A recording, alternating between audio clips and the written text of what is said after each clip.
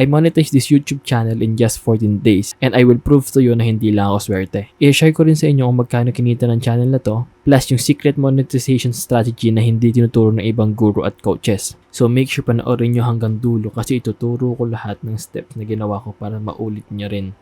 It all started 6 months ago.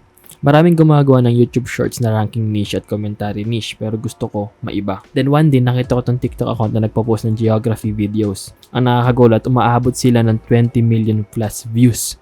Sabi ko, kaya ko rin to gawin. Pero syempre aabotin na matagal kung ima-manual ko lahat. Kaya naghanap ako ng tool to make these things easier. At doon ko na-discover ang Hera.video. Basically para silang mid-journey pero instead of images, gumagawa sila ng motion graphics. And it's free to use. Here's what I did. So, kinopy ko yung TikTok video link from the account na gusto kong i-recreate. Pinaste ko siya sa talk script para makuha ko yung script ng video. And just like that, may script na agad ako.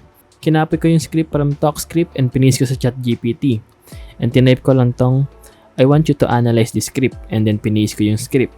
Ang gagawin ni ChatGPT is i-breakdown yung script kung anong strengths and weaknesses. So, we can make it better and more viral. After ma-analyze, I asked ChatGPT to suggest new topic ideas. Pick one topic and pumunta lang kayo sa description below. Gumawa ako ng Google Docs para sa prompt. So copy nyo lang yung prompt and paste it to ChatGPT. And change nyo lang yung nakalagay na input your topic here. And paste nyo lang yung topic nyo. This prompt will help us sa pag-generate ng graphic natin. So last, we need our script. Again, balik lang kayo sa Google Docs and copy the prompt and paste it to ChatGPT.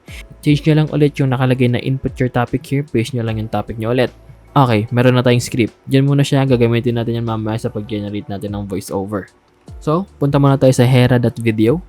Copy nyo yung first prompt natin from ChatGPT and paste it here. This process will take a while, so ipa-fast forward ko na.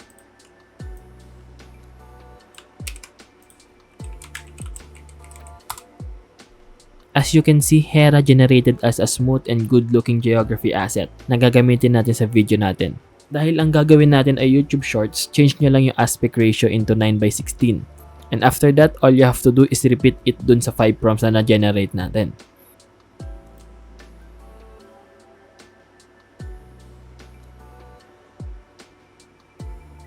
After mo ma-generate lahat ng animated clips mo, we need a voiceover. And ang go-to natin dyan ay 11 Labs. So, punta lang kayo ng 11 Labs. Copy nyo lang yung script na na-generate natin from ChatGPT. This one. Click nyo lang itong text-to-speech. Pili lang kayo ng voice. For example, this one, Brian. Pwede siyang pakinggan by clicking this one, this button. The thing always happens that... Okay na ako dyan. Paste nyo lang yung script nyo. Siyempre, tanggalin nyo lang yung iba. Ito, tanggalin natin to.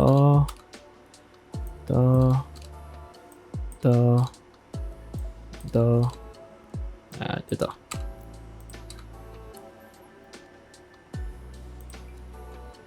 Click nyo lang itong generate speech. Now, the fun part, the editing. Open your editing software. For this one, I will be using CapCut. Import nyo lang yung voiceover at yung animated clips nyo from Hera. Edit nyo yung clips. Tanggalin nyo lang yung mga unnecessary pauses. Maglagay ng mga text, transitions, and for caption, pwede nyo gamitin yung auto caption ni CapCut. After nyo ma-edit, export nyo yung video into 1080p resolution, and just like that, you have a high quality geography video ready to be posted. The Pacific Ocean, vast, merciless, larger than all the world's continents combined. For one man, it became both his cage and his crucible. In 2012, Jose Salvador Alvarenga set sail from the shores of Mexico, chasing a living from the sea. But when a sudden storm swallowed his boat, the journey shifted from commerce to survival. Engines failed, currents took control. For the next 438 days, he drifted into the abyss, alone. Okay, here's the secret monetization strategy na hindi sinasabi ng iba. Pagka-upload nyo ng first video nyo, pwede na kayo mag-apply agad into music deal. Ano nga ba yung music deal? Gagamitin nyo yung music nila as a background song sa mga YouTube shorts nyo. So, ang qualification lang naman dito, all uploaded contents must comply with YouTube policies. Okay? Content must be original. The channel must be owned by you. And ito, makikita nyo, your channel must have at least one shorts video uploaded. So, pagka-upload nyo yung pagka-upload nyo ng video na yun, pwede na kayo mag-apply agad dito. Kung gusto nyo mag-apply dito, nandiyan sa description ko yung link, makapag-apply kayo sa music deal. As you can see here, meron agad akong $27.35. Refresh natin yan. Baka sabihin nyo edited. Ayan. $27.35. This is a passive income. So, hindi na to masama. So, kung meron kayong katanungan, pwede rin kayo mag-reach out sa Facebook page ko. Nandiyan din sa description yung link. So, magkano nga ba talaga ang kinita ng channel na to? Ito sa YouTube Studio. Analytics. 1,872.64 for the past 28 days. And that's it. Ganito ka na monetize yung channel in just 14 days. Super simple pero effective kapag consistent ka. If you found this video helpful, don't forget to like, share, and subscribe para updated ka sa mga susunod kong tutorials. And remember, lahat ng tools and prompts na ginamit ko dito ay nasa description below. So, check mo na lang dyan.